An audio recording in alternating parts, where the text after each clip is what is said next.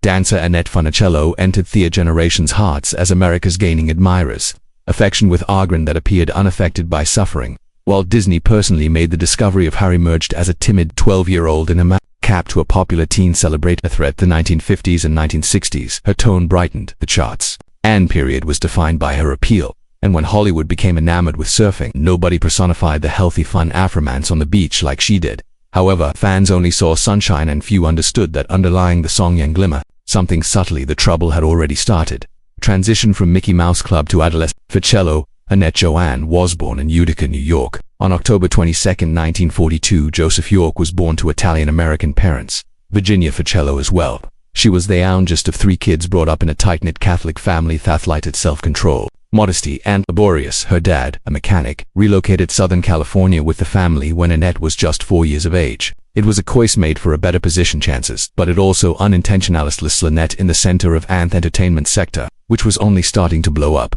Late 1940s post-war Los Angeles and the early 1950s was a flurry of but television's ascent as a fixture in the home brought a need for new, young talent. By the when Annette was 10 years old, she was talking acting, singing, and ballet classes in school productions. She wasn't your average estradom as a child's dream. She was displaying significant promise. Her mom registered her for the Marjorie Sturgis program Burbank Dance Studio, a school renowned for generating talent at the professional level. It happened in one of the dance studios recital at Burbank's Starlight Bowl. Walt Disney himself in 1955 attended, seeking more participants for a bold new endeavor, the Mickey Mouse. Annette was acting in the part of Swan Lake's Swan Queen when Disney observed her. Later on, he recalled that she possessed a unique quality, an air of grace, charm, and innocence that was distinct from the others.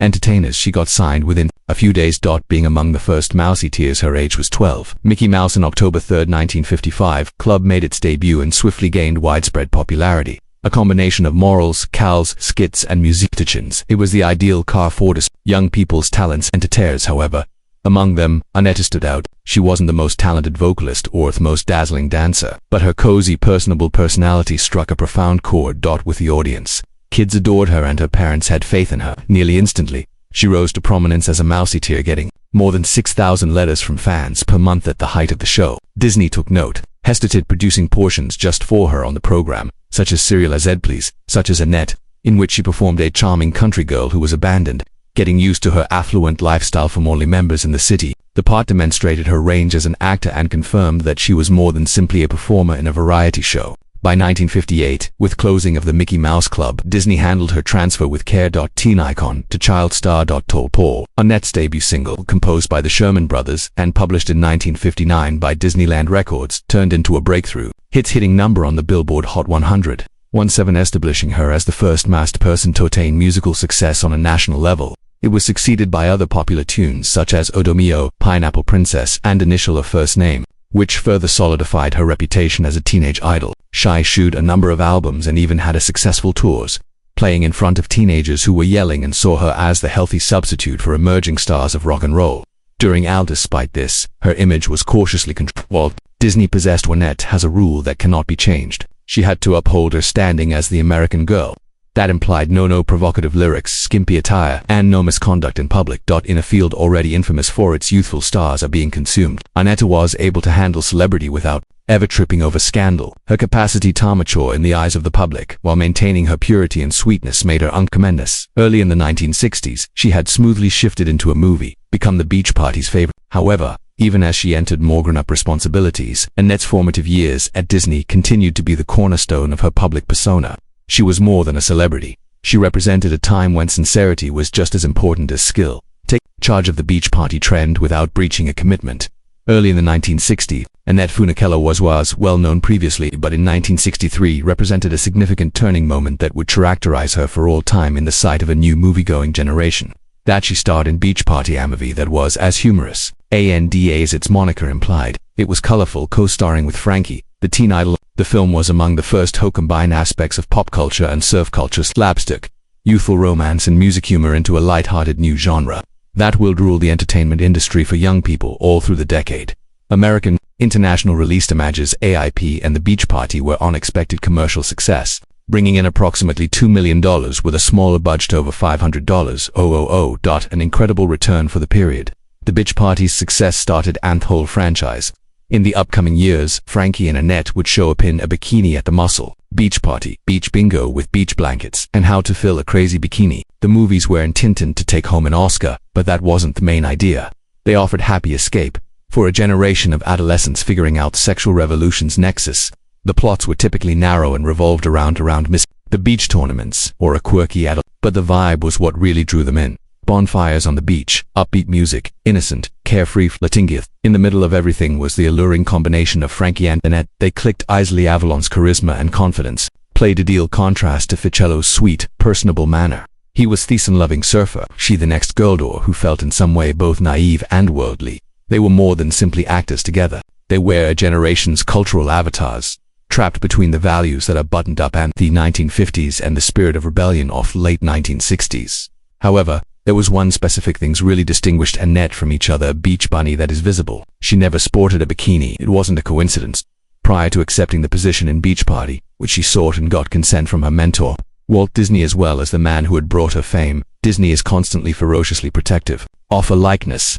Granted his approval under one state, she refused to dress to exposing. In particular, he inquired that she stays away from two-piece bathing outfits, which were starting to appear often on beaches, movie theaters during the time. However, no longer as stipulated in the Disney contract, Annette still had a strong sense of devotion to the man who found her, and she consented. The outcome was remarkable, as the genre's actresses showed off their skimpy bikinis and capitalized on the growing popularity of Annette's. Sexual freedom was constant, in simple single parts, frequently combined with beach robes or matching cover-ups. And this constraint, however, it increased rather than decreased her appeal. She was viewed by audiences as self-assured, graceful, and loyal to herself. She represented a newer type of feminine power, one that didn't use their skin to express themselves. Later, Frankie Avalon discussed this with Annette was able to illuminate the screen without ever needing to exert too much effort. In a 2013 interview, she never gave in values, which is what caused her to event more unique. In the background, the platonic phase formed between two stars. Friendship with lasting potential. They spent exhausting days shooting together, visits of the press, and countless orders. However, never once, according to, did they ever have a real conversation, disagreement. Their relationship was founded on respect for one another and sincere love. Frankie was even made the godfather by Annette. Of Gina, her Kiet, and Frank Jack Gilardi, Annette's husband, his oldest son's godfather. In a time when a lot of budding stars failed despite the demands of celebrity, Annette Funicello performed the exact opposite in silence. She preserved her reputation, her principles, and her friendships, while also turning into one of America's most identifiable face popular culture. Her participation in the Beach Party not only did movies help her career grow, but it transformed her into a picture of poise. Even because the society around her was changed, managed marriage, fame, and graceful motherhood. As her short films that were a box office success, Annette spent the scenes. Personal life was evolving. Scenes. In 1965, while she was at Hersterdam, she wed Jack, a talent agent. Gilardi. She gave birth in the same year. To their three children's eldest, Gina, then came to boys, Jack Jr. and Jason. Life was hectic and full, and she appeared to have it all for a while. A prosperous profession, a small family, and viewership of millions. However, being a wife and mother in the spotlight of Hollywood wasn't simple. The requirements of filming, public performances, and singing wore on. Annette took a step back toward her. She did not all retire at once, but the change was apparent. The beach girl with the Musketeer or Thepanitel, but a deeper meaning, a sign of tenacity, generosity, and persistence. However, even as she smoothly made the switch to private, something was subtly shifting in life, something inside her that she was unable to identify, something that she was afraid to utter out loud, cover up the initial symptoms with professional demeanor. She wouldn't be officially. Annette was diagnosed prior to the early 1990s. Later, Funicello disclosed that she had started to notice the preliminary indications of multiple sclerosis in its early stages, 1960s, perhaps even before the movie was shot off. The 1963 Beach Party. The symptoms were hazy at the moment, dizziness episodes, minor changes in equilibrium, a jerk of a muscle here, a session of exhaustion there. Nothing conclusive, but only enough to cause silent alarm. However, in the society in which she lived, sickness was a thing you concealed. During the 1960s, particularly for women in the public eye, it was not a strength to be vulnerable, it was a drawback. Additionally, for someone such as Annette, who made a living by buying the lighthouse of steadiness and brightness, weakness was just not an option. Thus, she refrained from speaking to the media, not to Frankie, not to her fans. She and Avalon shared one of the Hollywood's closest buddies. She powered through long days of shooting, 14 hours on set occasionally without grievance. She sang, danced, and performed. as though nothing was amiss, and perhaps a portion of her thought so. Perhaps she hoped their strange signs would go away, or that they weren't an indication of a significant problem. She was still young, after all. Robust, but Annette, it wouldn't be over 30 years later, when she'd make the truth visible, that those early unknown incidents during the beach party were probably the initial warning indicators of an ongoing battle. However, at the time, she could only smile and continue to moving, expose the reality following decades of quiet. In 1987, Annette got back together with another appearance by Frankie Avalon for Back to Beach, a sentimental comedy that lovingly made fun of the genre itself. They had contributed to the definition. The movie included inside jokes, music and cameos for devoted followers. Additionally, for Annette, and it was an opportunity to relive the magic. However, Annette was once more concealing something. At this point, there was a progression in multiple sclerosis. She had been officially diagnosed and was starting to have more substantial symptoms. She was unsteady. There were sporadic garbled words, but she didn't say anything to Frankie. It wasn't until following the filming of their promotional journey for the film in which Shiglin Hall, Frankie's husband, drew him away and told him the truth. Annette was sealed. Frankie was taken aback and heartbroken later. He remembered, I never spoke to her, but I was aware that she was with agony and distress. She was a soldier, and we enjoyed performing their performs together. That silent epiphany strengthened their friendship even more.